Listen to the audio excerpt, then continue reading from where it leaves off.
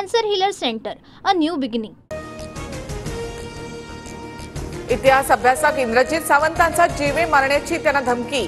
प्रशांत कोरटकर नावाच्या व्यक्तीकडून जीवे मारण्याची धमकी। इंद्रजित सावंत यांचा आरोप। इंद्रजित सावंतांचे आरोप प्रशांत कोरटकरने फेटाळले। माझ्या आवाजात धमकी देऊन कोणीतरी खोडसाळपणा केला।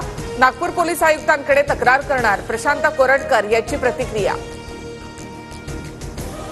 नागपुरातील प्रशांत कोरटकरच्या घराबाहेर पोलीस बंदोबस्त तैनात। धमक्यांचे फोन आल्याच्या कोरटकरच्या दाव्यानंतर पोलीस बंदोबस्त तैनात। इंद्रजित सावंत यांना आलेल्या फोन कॉलची चौकशी करा, मुख्यमंत्री फडणवीसांचे एसपींना आदेश। मुख्यमंत्र्यांनी एसपींना फोन करून चौकशीचे आदेश दिले। नीलम गोरेंच्या वक्तव्यामुळे शिंदेच्या शिवसेनेमध्ये नाराजीचा सूर। पक्ष डॅमेज झाल्याची चर्चा। गोरे लवकरच एकनाथ शिंदेची भेट घेणार, सूत्रांची माहिती।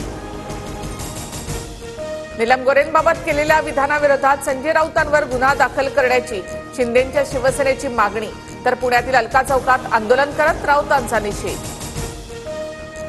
एकनाथ शिंदेसोबत 16 जण दलाल आणि फिक्सर। दलालांना रोखून राज्याच्या हितासाठी घेतलेल्या निर्णयात फडणवीसांच्या पाठीशी, शिंदेंवर निशाणा साधत राऊतांकडून फडणवीसांचं कौतुक। नीलम गोरे 2 दिवसात पत्रकार परिषद घेणार। गोरेंनी मातोश्रीवर केलेल्या आरोपानंतर टीकेची जोड। पत्रकार परिषद घेऊन गोरे आरोपांवर उत्तर देणार। मंत्र्यांच्या खासगी सचिव, पीए, विशेष कार्यकारी अधिकाऱ्यांवर आता मुख्यमंत्री कार्यालयाचा वॉच। अधिकाऱ्यांच्या कामगिरीचा सातत्याने आढावा घेणार। अधिकाऱ्यांची उसनवारी तत्वावर भरती केलेल्या मंत्र्यांनाही चाप बसण्याची शक्यता। स्थानिक स्वराज्य संस्थांच्या निवडणुकीवरील सुनावणी पुढे ढकलली। 4 मार्चला सुनावणी घ्या, दोन्ही बाजूच्या वकिलांची मागणी। संतोष देशमुख हत्या प्रकरणातील 7 मागण्यांसाठी मसाजोग ग्रामस्थांचं अन्नत्याग आंदोलन। जरांगे पाटीलही उपस्थित। मागण्यांची दखल न घेतल्यास 2 दिवसानंतर जलत्याग करण्याचा इशारा। एकनाथ शिंदेंनी सुरू केलेल्या योजना बंद होणार नाहीत, मात्र यापुढे नवीन योजना सुरू करता येणार नाहीत, मंत्री प्रताप सरनाईक यांचं वक्तव्य। कुख्यात गुंड गजामरणेला 3 मार्चपर्यंत पोलीस कोठडी। मंत्री मुरलीधर मोहोळ यांच्या कार्यकर्त्यांना मारहाण केल्याप्रकरणी पुणे पोलिसांकडून मकोका अंतर्गत कारवाई।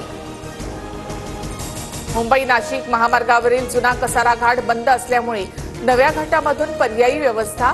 लतीफवाडी ते घाटणदेवी मंदिरापर्यंत नवीन कसारा घाटातून एकेरी वाहतूक सुरू। दुरुस्तीच्या कामासाठी 27 तारखेपर्यंत घाट बंद असेल। Cancer healer centre, a new beginning.